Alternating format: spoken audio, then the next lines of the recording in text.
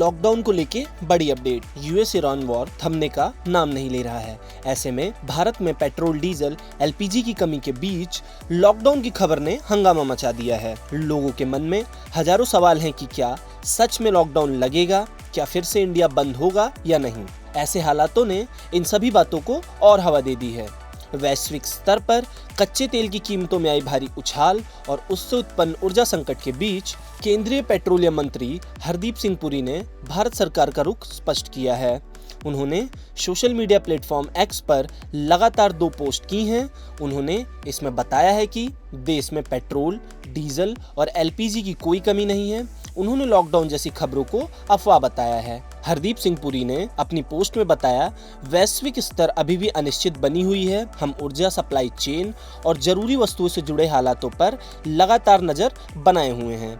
उन्होंने अपने पोस्ट में लिखा कि केंद्र सरकार यह सुनिश्चित कर रही है कि देश में ईंधन, ऊर्जा और अन्य आवश्यक चीजों की आपूर्ति बिना किसी रुकावट के जारी रहे। उन्होंने कहा, सरकार हर संभावित चुनौती से निपटने के लिए पूरी तरीके से तैयार है। केंद्रीय मंत्री ने लॉकडाउन पर भी बात कही। उन्होंने लॉकडाउन को लेकर फैल रही अफवाहों को पूरी तरीके से गलत बताया है। उन्होंने लिखा, मैं स्पष्ट करना चाहता हूं कि सरकार के स्तर पर ऐसा कोई प्रस्ताव नहीं सोचा जा रहा है। ऐसे समय में जरूरी है कि हम सभी शांत, जिम्मेदार और एकजुट रहें ताकि किसी तरीके की अफवाह ना फैले और बेवजह डर का माहौल ना बने, क्योंकि ऐसा माहौल गैर जिम्मेदाराना और हानिकारक हो सकता है, जिसकी वजह से आम नागरिकों को काफी परेशानी का सामना करना पड़ सकता है। एक अन्य पोस्ट में केंद्रीय मंत्री ने बताया कि पिछले 1 महीने में अंतर्राष्ट्रीय कच्चे तेल की कीमतें $70 प्रति बैरल से बढ़कर $122 प्रति बैरल तक पहुंच गईं। इससे कई देशों में पेट्रोल, डीजल के दाम बढ़ गए हैं।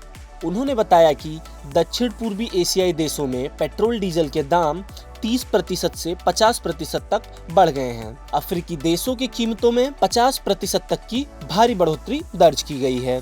वहीं उत्तरी अमेरिका और यूरोप तक में कीमतें 20 से 30% तक महंगी हुई हैं। केंद्रीय मंत्री ने बताया कि दुनिया में पेट्रोल, डीजल के दाम बढ़ने के बाद भी भारत में कीमतों में कोई भी इजाफा नहीं हुआ है और सारी चीजें नॉर्मल बनी हुई हैं। सरकार ने तेल कंपनियों के भारी घाटे को कम करने के लिए अपने टैक्स रेवेन्यू में बड़ी कटौती की है।